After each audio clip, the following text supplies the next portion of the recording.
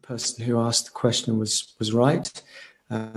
That's why we've said all along that we don't really talk about relationship too much, because it's tailor-made to the exquisiteness and individuality of every person who encounters it. For some, they be an awakened person who goes through life sharing and spreading that awakening just from that place. And in our relationship, you see, I do believe that Amoda could have carried on and would have carried on teaching and have grown into the person that she is anyway. I have no idea what I would have done, what I would have become as a musician and a pretty crazy guy all those years back. I think that, you know, I don't want to get too much into roles here, into masculine and feminine, but there was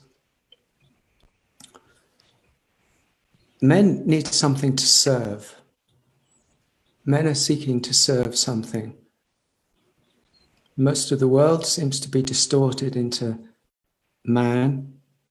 And I'm not speaking to women at the moment in that sense. Man seems to need to serve something. And if he can't find the true nature, his true nature, then inevitably he's going to be serving his ego self. Tyrannical, demonic, addictive, overbearing, powerful, however it manifests. And obviously in a good way, you know, it's all sorts of good people. So it hasn't got just this terrible side to it, but it's lopsided, because that which is serving can end up so easily being a tyrannizer, both of himself and of the world, if you like. But a man seems to be called to serve something.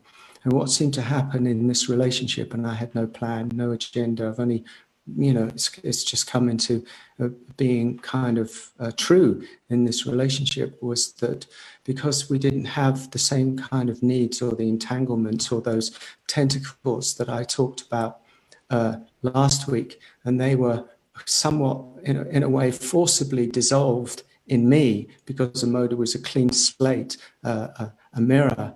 When I met her, then I was forced into the thing that I talked about earlier, which was a surrender of the willful ego. So the surrender in me took me to a place so deep within myself that I opened into a deep humility, which one would think would be a very weak place in a way, and it proved actually ultimately to be my greatest strength. And within that state of humble openness, I became the warrior that I've probably been all my life in waiting. And I discovered that my true service is to serve love, period. And what I found was that Amoda was the personification for me of love's voice into the world as I was going to find it. That was it. Not in any kind of special way, not in any egoic way, but just there I am. I'm going to serve that. I'm going to serve the woman coming into the world at this time. And as you'll get to, those who get to know me will see that I'm an evolutionary. I believe in evolution, and I think we've had enough of the male tyranny that's been going on for centuries. And we need women to be put up in a wise women, real women, women who know themselves, not the emasculated women, but these women. And I saw it in her eventually. Somehow I saw this, and I felt this in my core, and I decided as a man to serve that. And was that for himself? No, it wasn't. It was just coming from such a deep, integrated, open place that it feels like, and felt like then, and still feels like, the most natural thing in the world. There's a harmony between the two of us. There's a harmony that moves, the harmony of nature, the harmony of natural intelligence, of natural wisdom.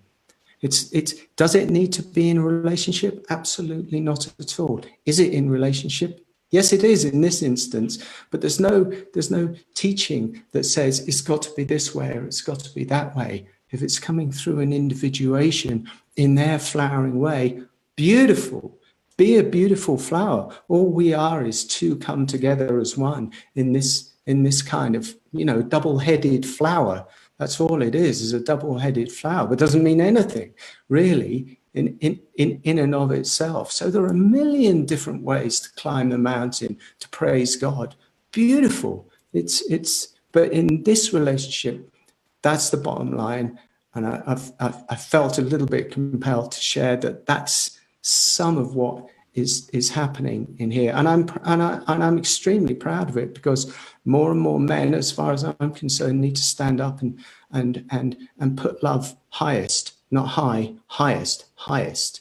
That's how we're going to facilitate the change that's going on.